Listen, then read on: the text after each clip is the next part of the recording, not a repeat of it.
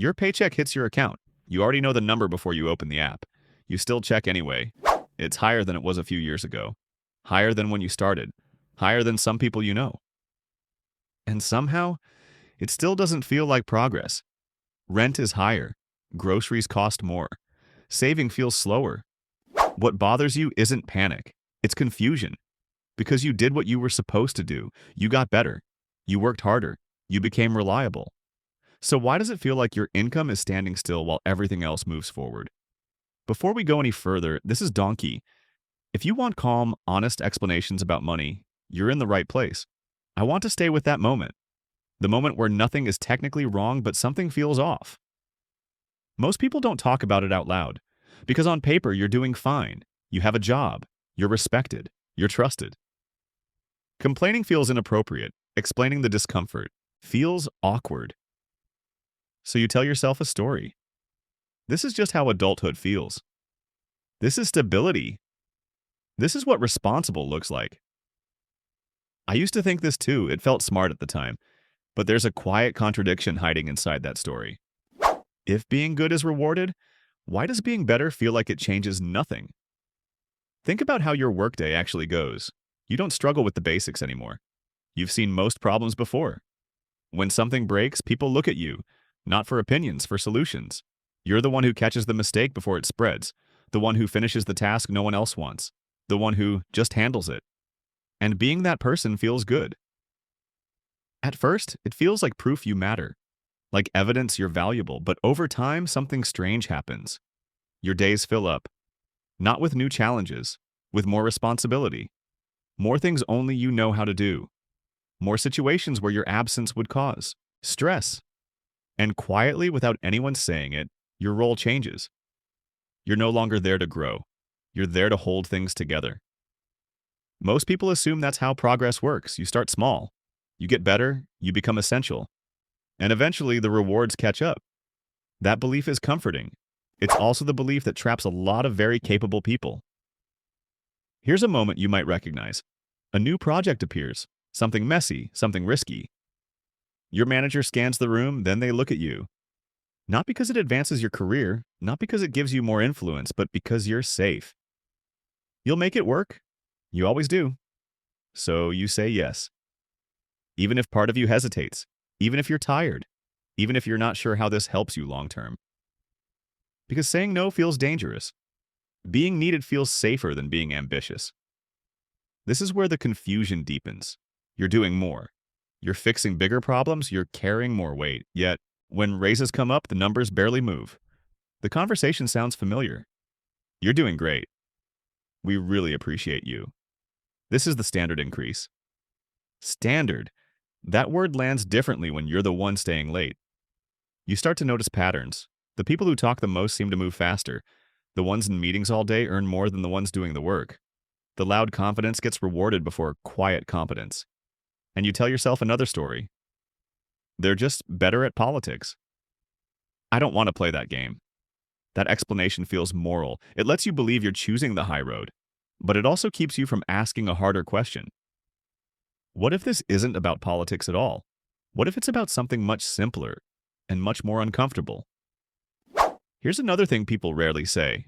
The better you get at a specific job, the harder it becomes for the system to imagine you anywhere else. You become the person for that thing. The analyst, the operator, the fixer. That identity sticks, not because you asked for it, because you earned it. And once that label settles, everything changes quietly. New opportunities get filtered. Decisions happen without you. Your input is welcomed, but not decisive. You're close to power, but you don't hold it. Being close is exhausting because you can see what's wrong. You can feel what would fix it. But you're not the one who gets to decide. This is usually when people start blaming themselves.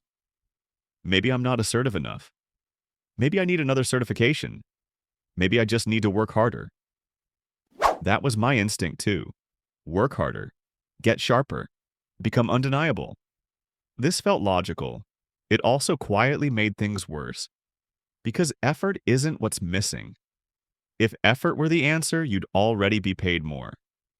There's another belief hiding underneath all of this, a very reasonable one. If I'm indispensable, they'll have to reward me. That belief makes sense. It's also where many people get stuck, because indispensable doesn't always mean powerful. Often it just means useful, and useful things tend to be relied on heavily and rewarded carefully. They're protected. They're kept where they are. Not because anyone is malicious, because disruption is expensive. Replacing you would be painful. So the system adapts in a quieter way. It keeps you busy. It keeps you appreciated. It keeps you exactly where you are.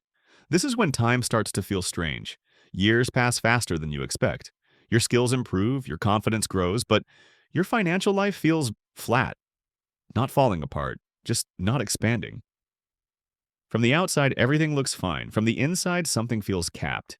You can't quite explain it to friends. You don't want to sound ungrateful. So you keep going. You optimize. You become even more efficient. And slowly another fear appears. Switching jobs feels harder than it used to. Explaining what you do sounds narrow. Your world feels smaller than your ability. That fear isn't random. It's a signal. But most people don't stop long enough to read it. They stay busy instead. Because stopping would mean asking a question they're not ready for. If being good doesn't lead to more income, and being needed doesn't create leverage, then what actually does? That question feels dangerous because the first answer threatens your identity, and the second answer threatens your sense of safety. So the question gets postponed. I'll think about it next year, after this project, once things calm down. Things rarely calm down. They just fill up. This is where I got stuck. Not because I lacked talent, not because I lacked discipline, but because I couldn't see what was quietly shaping the ceiling above me. Until you see it, everything feels personal. Like you're missing something, like you're behind, like everyone else knows a rule you somehow skipped. That feeling of confusion isn't weakness.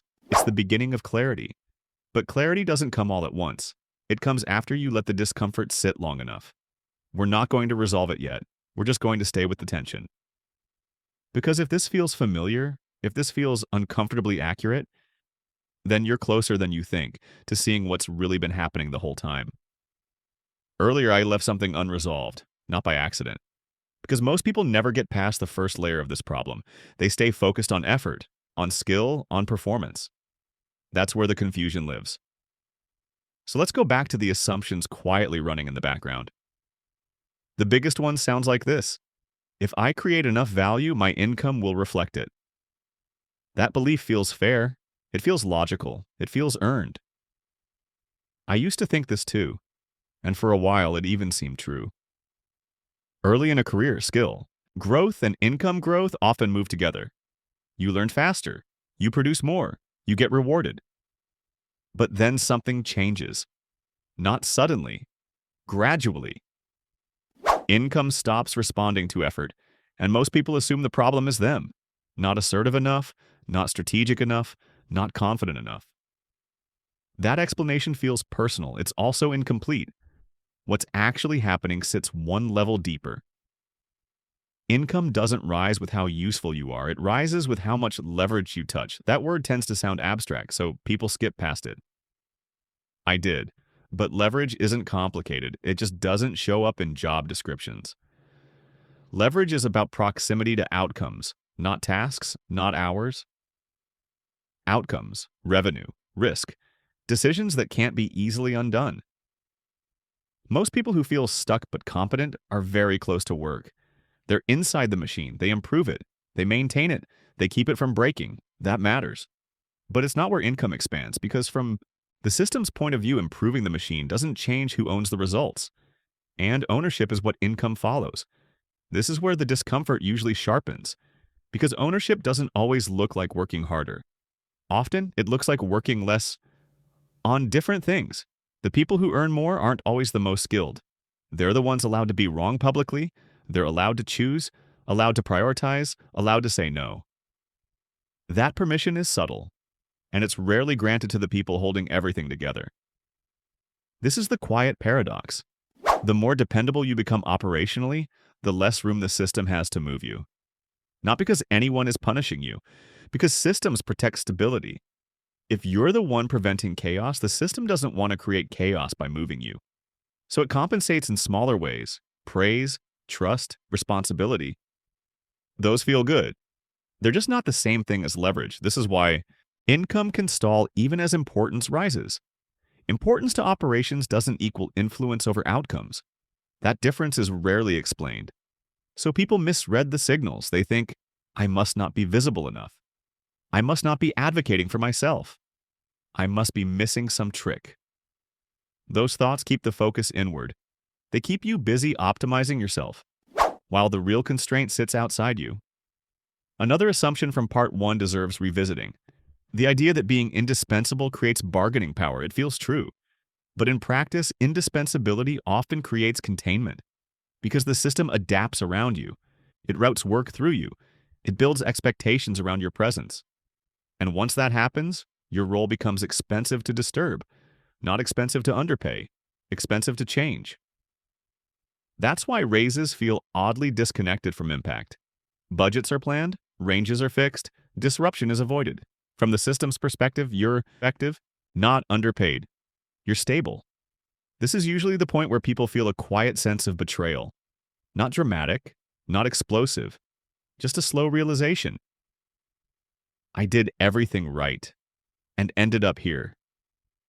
That feeling doesn't mean the system is broken.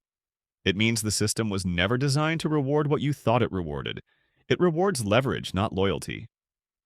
That's an uncomfortable sentence, so people soften it.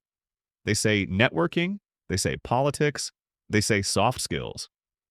Those words aren't wrong, they're just incomplete. What they're really pointing at is distance from execution. The farther you are from the daily grind, the closer you tend to be to decision-making. And decision-making is where income compounds. This doesn't mean the people above you are smarter. Often they're not. It means their mistakes are more expensive. And expensive mistakes change numbers. That's what pay tracks, not effort, not cleanliness of work. Exposure. This is where many people feel another layer of discomfort. Because exposure feels risky. Being good at your job often teaches you to avoid risk, to catch errors, to prevent failure, to smooth things out. Those instincts make you excellent. They also keep you safe. And safety has a ceiling. I remember noticing this before I understood it. Meetings where I spoke last, decisions where my input mattered, but didn't decide. Responsibility without authority. At the time, I thought this meant I needed more credibility. What it really meant was I was positioned as support, not ownership. That positioning is sticky. Because once people see you as the one who makes things work, they stop seeing you as the one who changes what work even means. This isn't malicious, it's pattern-based. Systems repeat what's reliable, and you've been reliable, so the system repeats you. That's the ceiling most people don't see until years pass. Income doesn't stagnate because you stopped growing. It stagnates because your growth no longer changes the structure around you. You're growing inside a container that doesn't expand. And here's the part that usually lands late. Nothing external is going to announce this to you. No warning email, no performance review note. It shows up as a feeling, a subtle sense that you're circling something important but can't quite touch it. A sense that effort alone isn't moving the needle anymore. A quiet frustration that feels inappropriate to voice. That feeling isn't entitlement. It's perception catching up to reality. Once you see this, a lot of past confusion rearranges itself. Why the raises felt capped. Why visibility mattered more than excellence. Why being the go-to didn't translate into momentum. It wasn't you. And it also wasn't simple unfairness. It was alignment, or rather misalignment, between what you were optimizing for and what the system actually pays for. I want to be careful here. This isn't a call to reject being good, or to become reckless, or to abandon responsibility. It's an observation. Many people are rewarded early for competence and quietly plateau when competence stops changing outcomes. That's the invisible line. Once you cross it, income follows a different logic, not a louder one, a quieter one that isn't taught, one that isn't announced. Most people only notice it when they feel stuck. If this clicks for you, even slightly, that's enough for now. Not clarity, not resolution, just recognition. The sense of, oh, that's what's been happening. That moment doesn't tell you what to do. It just changes what you can't unsee. And once you can't unsee it, the confusion starts to loosen its grip. Not because everything is solved, but because the story finally makes sense. I'm glad you stayed. That's all this needed to do.